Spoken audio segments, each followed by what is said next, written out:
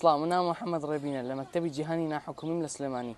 تقریبی ساڵی پێش ئێستا هاتمەوە لە سویدەوە بۆی بێمەوە بۆ سلێمانی. لە ڕاستیدا زۆر نیگەران بووم و ئەمود ڕەفیق و شت وەرناگرم لێرە و ڕەفیقم نابێ، بەس دوای هاتم بۆ مەکتەبی جیهان. ڕەفیقی ئێستا زۆر ڕەفیقی باشم هەیە، تەلەبەکان ڕێزەگرن لە مامۆستا ڕێزێک لە تەلەبە. زۆر مەکتەبێکی باشە ئێرە. جیاوازی مەکتەبی ئێرە و سوید زۆرە، وەکو تەلەبەکانی ئێرە زۆر هادترن و باشترن. هینی ئەوێ زۆر چۆن بڵێ زۆر عاقڵنی، هەنی زۆر شەڕانی. سڵاو، من لە سویدەوە هاتم بۆ یارە. مامۆستاکانی ئێرەم زۆر خۆشتەوە، هەر هەمویان باشن. ئێرەش هاوڕێکانم زۆر خۆش دەوێ، هەمویان باشن. اینجا لە سویدی هەموو هەڕێکانم خۆش دەوێ و هەمویان باشن. هەردوو جیاواز هەیە.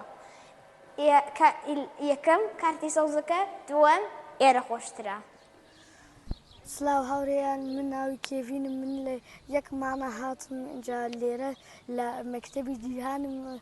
بۆ من زۆر کاملە اینجا منش بەدایکەمەڵم کە لێرە بمێنین، اینجا لێرە ئیتر بژین لەبەر بۆ من باشترە. اینجا لە ئەڵمانش ڕەفیقم هەبوو لێرە بە زۆریشم هێت. اینجا لێرەش بۆ من باشترە، اینجا یاری خۆشەکەین، پیئیشمان هێت.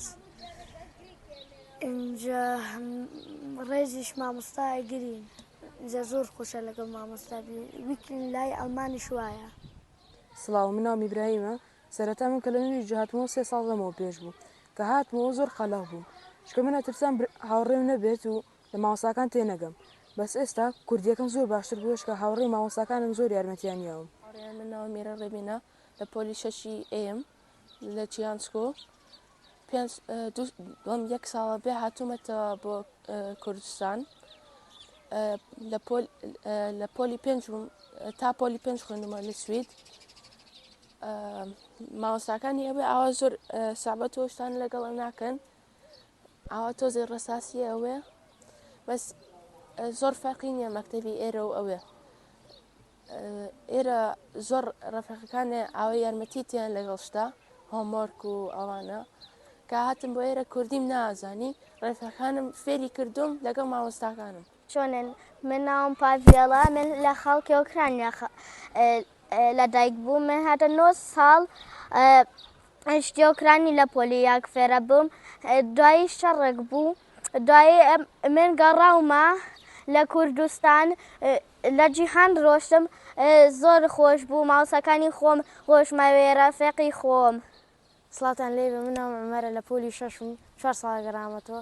یەکەم جا کە هاتم بۆ ئەم مەکتەبە زۆرم پێ ناخۆش، چونکە هاوڕێکانم بیرە کردووە و ئێستا 4 ساڵە لێرەم. مەکتەب یعنی پێم گۆڕاوە، پێم خۆشە لێرە و حەز ناکەم بڕۆمەوە.